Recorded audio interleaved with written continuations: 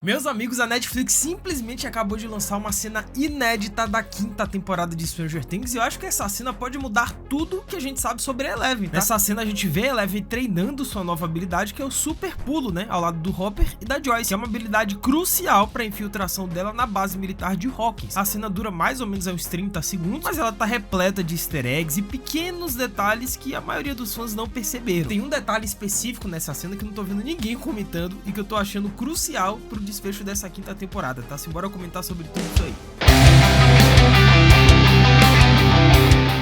Hello my friends geek na voz e na nova cena, né, que é o que a gente chama de sneak peek, que é uma cena completa da quinta temporada. A gente vê a Eleven treinando juntamente com o Hopper e a Joyce, e o grande objetivo é quebrar o próprio recorde da Eleven, né, melhorar o tempo dela pro grande objetivo, que é simplesmente derrotar o Vecna, velho. Assim, dá pra ver que a Eleven tá focada, assim, no treino ela tá absurda. A Eleven, ela passa por uma intensa pista de obstáculos, né, explodindo várias cabeças de abóbora, que pode ser uma referência visual àquelas abóboras apodrecidas que a gente viu nas primeiras temporadas, e no final da sequência ela realiza um super salto absurdo, né, que é uma habilidade totalmente nova que a gente nunca tinha visto antes na série. E como foi revelado no último trailer da quinta temporada, esse super pulo desempenha um papel fundamental para permitir que a Eleven se infiltre na base militar dentro do mundo invertido. E sem essa nova habilidade, ela não teria conseguido, né? Então é provável também que a quinta temporada explore mais as habilidades em evolução da Eleven, já que a extensão total de seus poderes permanece um mistério, velho. E apesar de no final do circuito ali a Eleven ter quebrado seu próprio recorde, né, só mostrando que ela tá evoluindo, tá progredindo, mas a Eleven não ficou satisfeita. Ela disse que vamos fazer de novo porque dá pra fazer ainda melhor. Ou seja, a Eleven realmente tá focada, mano. Ela sabe que somente ela tem condições de derrotar o Vecna. Não tem como. Então, determinada e impetuosa como sempre, ela afirma que fará tudo de novo, né, provando que não vai descansar até estar pronta para poder enfrentar o Vecna de frente. E embora tecnicamente ela não esteja voando pelos céus nessa nova sequência, mas a sua capacidade de saltar distâncias tão grandes sugere o seu domínio futuro do voo, né? Ambos os poderes aparentemente ligados à mesma base telecinética. É muito comum, né? Se vocês perceberem, a maioria dos personagens na cultura pop que tem telecinese, eles também conseguem voar eventualmente. E eu acho que esse super salto da Eleven é o primeiro passo para isso. E nenhum dos outros indivíduos do laboratório de Hawkins, mostrados nos flashbacks, possuía algo sequer parecido com isso. O que demonstra o quão avançados são os poderes da Eleven, e ela evoluiu muito desde a primeira temporada. Então, levitação e voo também parecem estar ausentes do conjunto de habilidades do Vecna, dando a Eleven uma grande vantagem no confronto que se aproxima, né? E o Vecna, ele consegue levitar manipulando os cipós que envolvem o seu corpo, mas isso tá longe de ser um voo de verdade, né? Não é algo que ele tenha demonstrado como número 1 dos seus poderes. Isso torna a nova habilidade de voo com o salto de Eleven, né, completamente única, sugerindo que a quinta temporada pode finalmente explicar como ela desenvolveu e o que isso significa para sua evolução. E embora esse salto sobrenatural seja novo, mas não é a primeira vez que a Eleven demonstra indícios de controle aéreo, porque ao longo da série ela levita brevemente em momentos de intenso esforço telecinético, como quando ela fechou o portal no final da segunda temporada. Só que esses casos parecem não intencionais, mais como efeitos colaterais de uma enorme produção de energia do que uma habilidade que ela pudesse controlar ali conscientemente, né? Até agora, né, os seus breves momentos de flutuação eram um sintoma de sobrecarga psíquica extrema, não um uso deliberado do poder. Mas isso pode mudar na quinta temporada, né? Esse novo controle sobre seu corpo e a gravidade pode indicar que a Eleven atingiu um nível completamente novo do domínio psíquico, que vai ser crucial em seu confronto contra o Vecna, velho. E pensando bem, essa evolução faz todo sentido após o arco narrativo dela da quarta temporada, né? Depois de sua recuperação no Projeto Nina e da batalha final contra o Vecna, a Eleven demonstrou uma nova habilidade ligada à ressurreição, embora não a um renascimento completo, né? Quando a Max, ela brevemente foi de arraste pra cima no final da quarta temporada, a Eleven meio que colocou a mão dela, né, o corpo e a alma dela dentro do vazio e conseguiu ressuscitar a personagem da Max. E embora a Max, ela tenha permanecido em coma depois disso, mas o ato em si provou que a Eleven podia canalizar sua energia de maneiras sem precedentes. Se ela consegue concentrar o seu poder psíquico para reiniciar um coração humano, é razoável supor que ela também possa usar essa mesma energia de forma mais física e cinética, né, como se impulsionar pelo ar ou até mesmo voar. E, cara, essa ideia retrata essa nova habilidade da Eleven não como uma coincidência, em si algo que pode acontecer eventualmente, né, porque se a gente parar para pensar, a própria Eleven ainda tá se conhecendo, ela tá se descobrindo enquanto ser humano, porque isso foi tirado dela, né, durante a infância, foi privado o ato dela ser uma criança, então ela tá descobrindo várias coisas coisas que,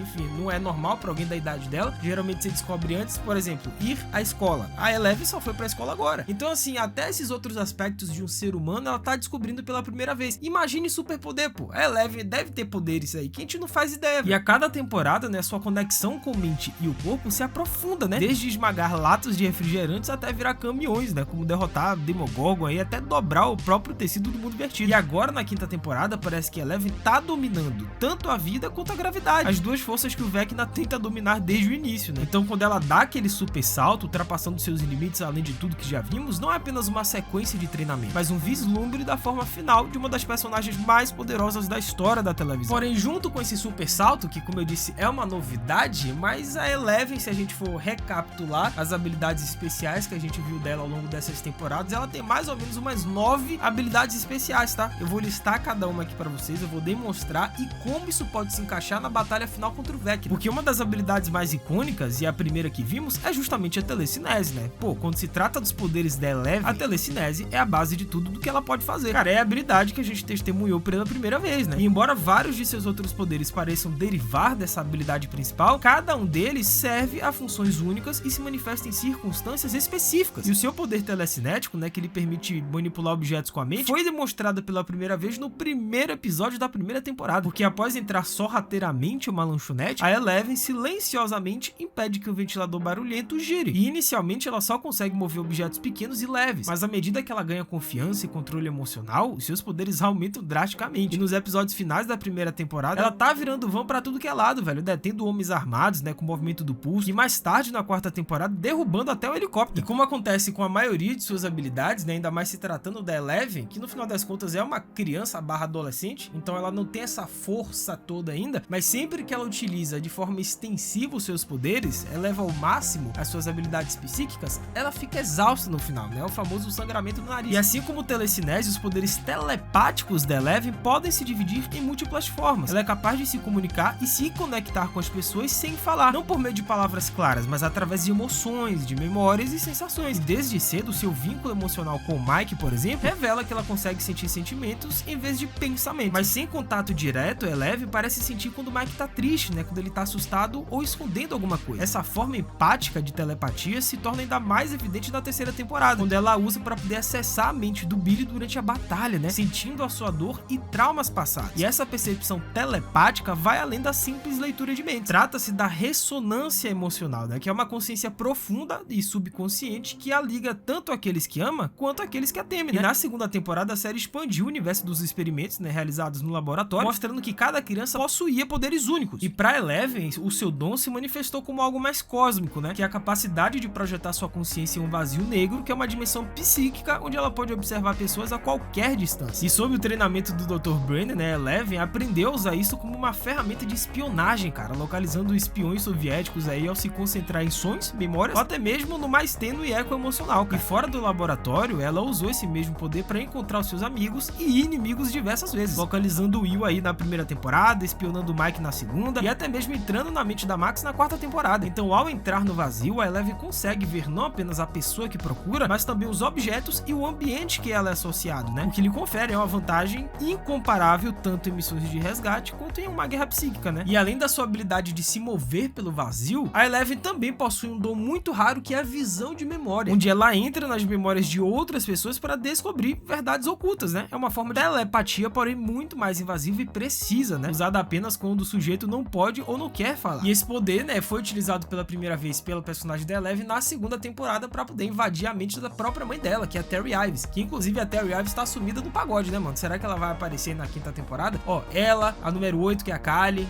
essa turma tá meio sumida. A Terry ficou catatônica após o experimento em Hawkins e não conseguia se comunicar verbalmente, mas através de visões da memória, Eleven reviveu momentos do passado de sua mãe, descobrindo como foi tirada dela e levada pro laboratório. E outra coisa interessante também é a voadora no like embaixo, cara. Aproveita que temos muito que comentar ainda sobre os poderes da Eleven. Deixa o like, se inscreve no canal, ativa o sininho, segue o Geek no Insta, @LucasMGeek, que a gente vai trocar essa ideia sobre Stranger Things e diversas outras séries. Então faz tudo isso aí que é nóis.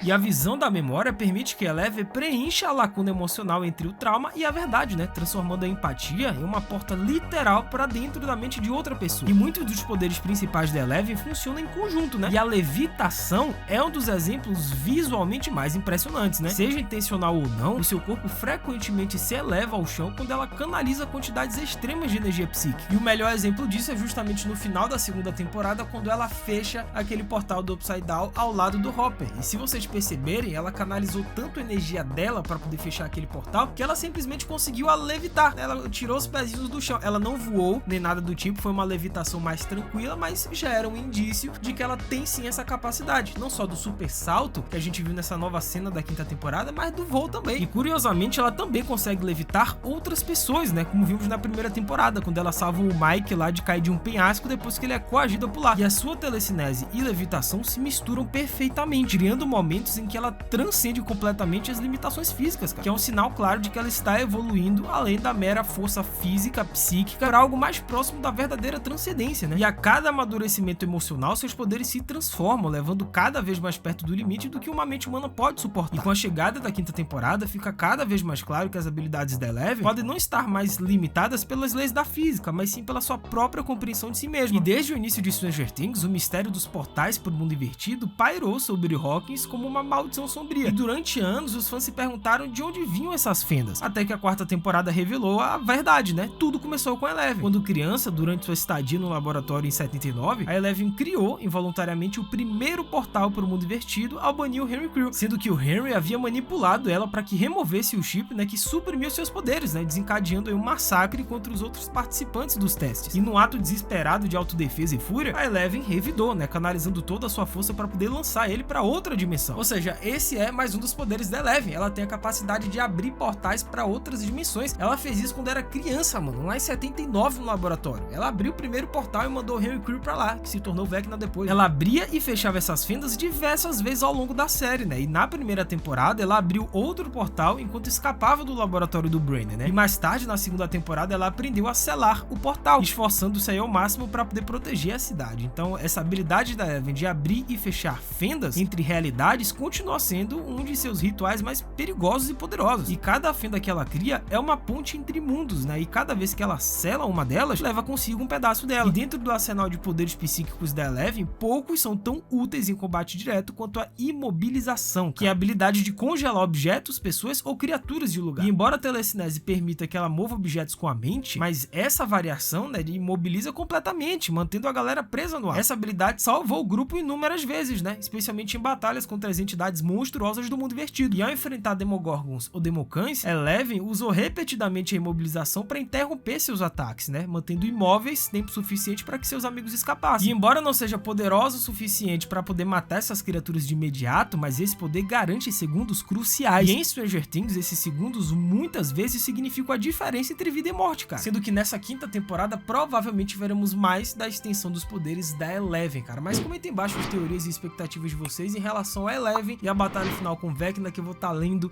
e respondendo todo mundo. É isso, até a próxima, valeu, falou e fui!